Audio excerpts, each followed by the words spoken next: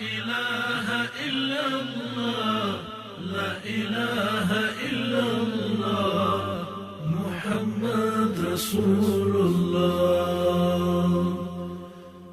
چې څومره یادومه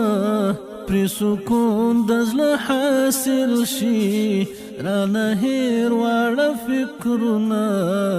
او شکلونه